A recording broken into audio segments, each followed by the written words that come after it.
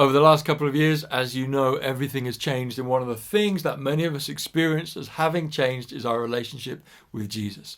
Lots of us are feeling like we miss him. These are a series of 5 encouragements that might help you find him again.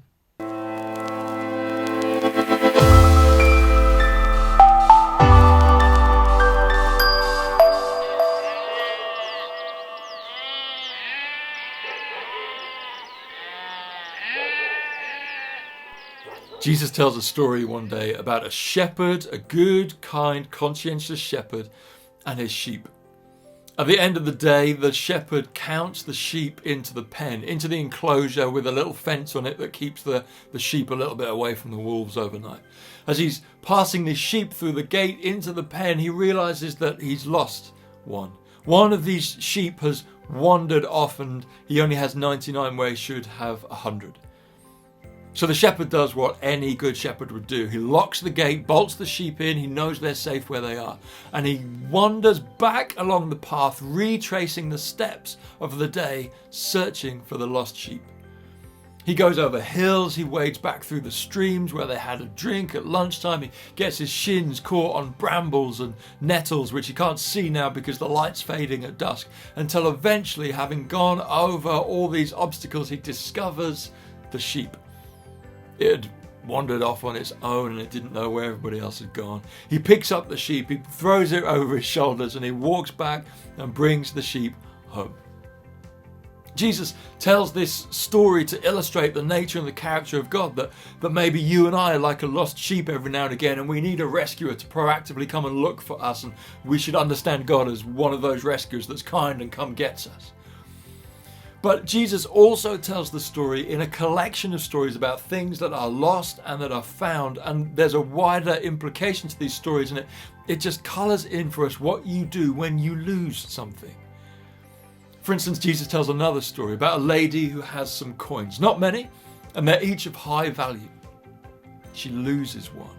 It's a big part of her personal fortune, of her estate, of the little bit of money she's got, and so she does what you or I would do if we lost something. She looks for it. She starts off in the obvious places. She checks her pockets, her handbags, she checks the kitchen sides. She wonders, was I wearing this jacket yesterday? Maybe I should go and check out some other pockets for some other items of clothing. She checks the bag and the purse. Maybe she goes out to the car and sees if it's rolled under the seat. Eventually, she's checked all the places where the coin could be, and so she begins to check the places where the coin shouldn't be. But you'll check anywhere now, the fridge, the shower. You'll ask your next door neighbour, I know you won't have, but by any chance, if I left a coin at your house, you'll get the rest of the family in and you'll turn the house upside down. You'll flip everything over in the attempt to find this long lost, valuable coin. In the story that Jesus tells, eventually the woman finds the coin and she does what the story requires. She rings her neighbour up and says, "Hey, you never guessed that coin I was looking for yesterday. The one that I asked you to go through your handbag in case you'd accidentally fallen into there. I found it." "No way," says the neighbour. "Where was it?" "Oh, you're never going to believe where it was." When you lose something valuable, you turn everything upside down to find it.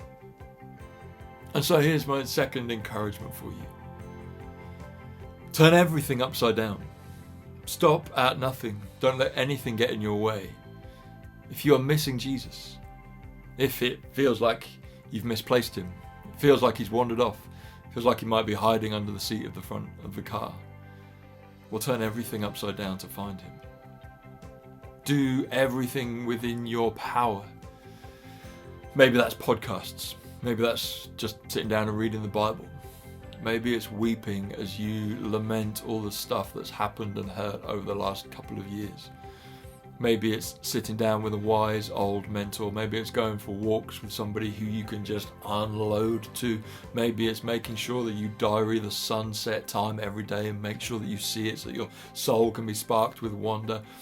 Maybe it's engaging with the persecuted church. Maybe it's learning from somebody outside of your normal circle. Maybe it's sitting down with some watercolours and a canvas and painting just what's in here and desperately seeking to reconnect with Jesus.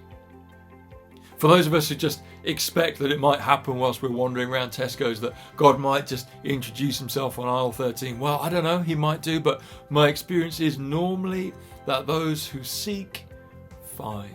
Those who ask, those who knock, those who are looking. I know for me, when all that I've got in here is the football scores, well, I don't feel a profound sense of awareness of the presence of Christ, because all I've been filling my mind with is football scores.